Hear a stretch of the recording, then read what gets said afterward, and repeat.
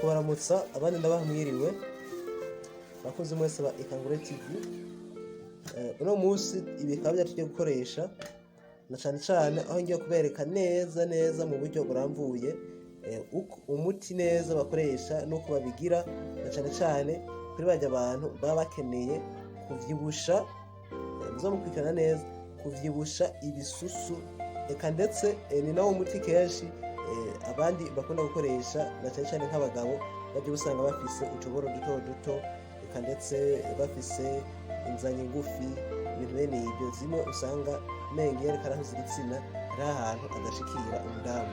Muze kureba neza rero uno munsi nkaba kukoresha ku bintu bijanye aho mwese ndamwereka neza uko ashobora kukoresha n'ivyo akoresha neza indo n'indo byavyo uko bimeze. Igikurikira eka ndaza no kubereka uza kugira ikibazo araza kubaza ku nimero iza kubaha mu nyuma na cyane abantu bishurwa mbere abari abantu bitwa abanywanyi nk'abamambre ba Ikangure TV baba bamaze na cyane kwiyandikisha mu gukora kuri s'abonner cyangwa subscribe baca babanza bakishurwa hanyuma abandi bagakurikira kuko mva tubanza kwishura abamambre canke abanywanyi canke aba followers ba Ikangure TV abandi bakaza inyuma. Hanyuma imbere yuko dutangura kanje ndabereka uburyo mushobora kwanza kuyabonesha canke gukora kuri subscribe ni gufyonda kwa kajambo gatukura akanyene mubona bakozeko hanyuma ugaca ufyonda ko nyene n'urutoki ukozako ugaca ufetura kuri telefone yawe ijambo ritukura ibyo ubona ko ufyonda ko gusa n'agatoki ubona n'akandi kantu kizogera ugaca ufyonda ko uko nyene mubona uno muntu ariko aberekana kuri video turaba rero ijambo ritukura yo musi video uce ari ryo ukorako. Rero ibintu tugiye gukoresha ino ni kuvuga upima ikiyiko kimwe nakibona. Iyi rero ni ifu igoye kandi igoye cyane kuronka ahantu mubona uku kugira izindi gera ngaha ari igikorwa kidasanzwe. Ino fu rero mwese murashobora kwibaza uti none iyi poudre iva muki iva hehe? Iyi ni ndabereka urapima ikingana nk'uko iyo gukoresha ndaza kubereka n'iki kintu ikimara kibona iki rero bacita kigeria. Iyi ni kigeria ni kuvuga abantu benshi barakizi haba hano mu Burundi muri Afrika ofete kiruze cyane gikunzwe gukoresha na cyane kwa bajya bagaba kirahingurwa mu muti ufasha bajya bagabo bafise ibitsina bigufi na bitoya kuko iyo naco cabaye kirekire nkunda gusanga kenshi kingana nk'iki murakibona ko kireha n'inzanye rero ico gihe irakura ikaba ikintu kirekire gose rero iki abari cumye ni kuvuga iki kibasha gihingurwamo poudre kugira ngo bajye bakunda kuza gutora amapoudre yacu baje gukuza ibitsina byabo baronke ico bakoresha kugire ibintu byabo mu ngo bigende neza. No musi rero iki rero iyo umaze kukironka ni kuvuga uca uragenda ukagisekura. Iki rero ntimukibona uku murabona ngaho ukuntu hameze kanabereke neza murabona ukuntu usanga kimeze cumye ni kuvuga nticuma kuburyo nyene cumva ifa kuvamo poudre kugira poudre ikiko nk'iki kiboneke n'ikiko kimwe kiboneke ni kuvuga ubukoresheje ibi hafi bigera muri bitatu canke bibiri wabisigaye neza ugasekura ukanika biramara igihe gose uramara umwanya ufite munini kugira cume kubera ko kiba cyuzuye amazi umva aracanika kikazimya nk'iki kiramaze ikiringo atari gitoya. Rero tufata ino poudre yacu iyi poudre n'abajya abantu ukunda gusanga babitanga kuze gusanga amapoudre azinze gose. Poudre nk'iyi niyo usanga kenshi zizinze ngabani ukoresha upima rero ikiko kimwe ukagira uku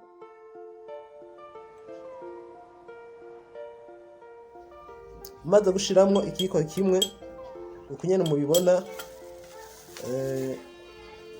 basigaye ko wewe utora oignon blanche imwe murayibona iyi ni imwe ukayitonora neza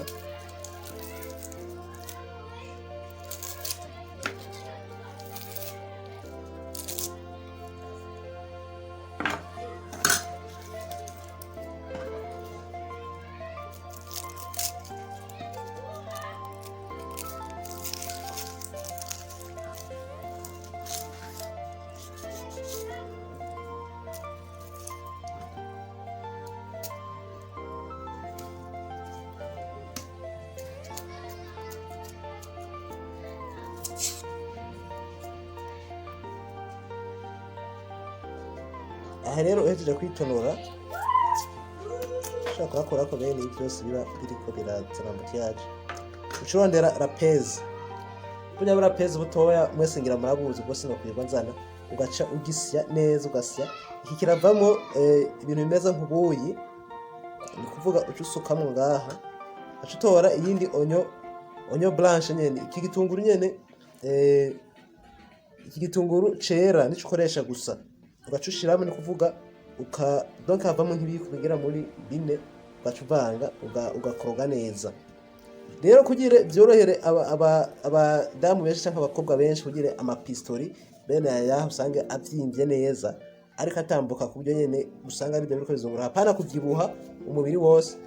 Ni kuvuga acarondera ajya amavuta basiga abana, y'inka, ajya amavuta y'inka basiga abana, iba agakoroga neza, akorogana na ji akuye mwiki, hanyuma agashashiramwo ajya amavuta basiga abana, agakorogana neza, arashirayo nk'ibiyiko bigera muri 4 canke 5 nkuko. Hajya hejeje gukoroga rero aca banza akarindira bikamara nk'umunsi, donc abwira nko kumugoroba agatangura kwikoresheje.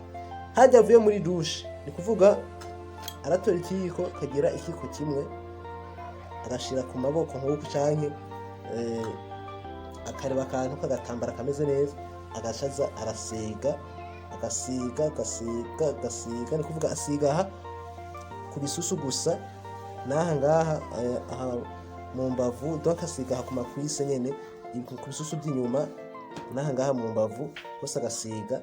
Ico gihe rero ni kuvuga ukasiga niko, ni kuvuga kiza kirapanuka uku nguku. Nico kimwe n'abariya bashaka gukuza amabere bakoresha kenshi ino poudre iva mwiki.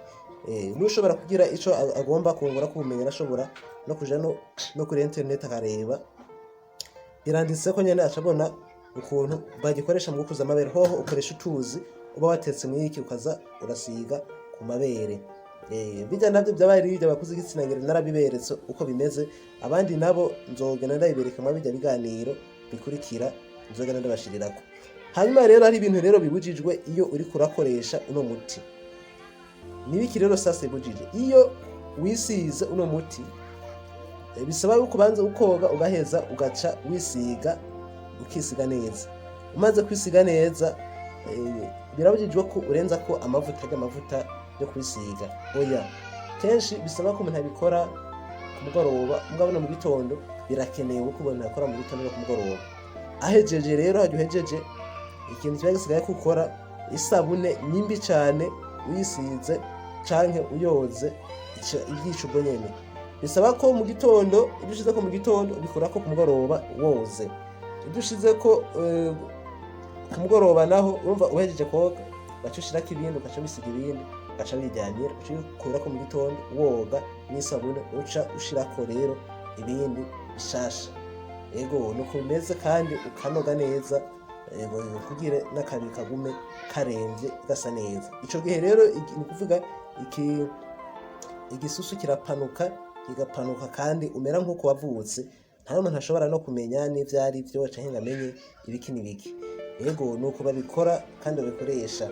Bajya abandi nabo rero bene bajyo ubusanga bobo bakenera nk'ijya miti kenshi biteguye, donc bakoresha y'intuze y'ibinyene, nibo kenshi baturondera kwizi nimero, kuko bobo bahabwa umuti uburi special, wowe ofete bafata kabiri konyene. Ni kuvuga ibintu zenya bigaca bipanda neza, kuko wowe sino wakoresha mu kwisiga, hari ubundi buryo bayikoresha. Mugabo umwe wese rero arashobora kwironderera. Ino Kigelia iraboneka mu Burundi ahantu henshi cyane, cyane mu misozi, mu ntara za ruguru zirakunda kuboneka, canke muri Kongo kuko ziraboneka naho nyene, agaca azikoresha. Ego ndabashimiye muri mwese mwadukurikiranye.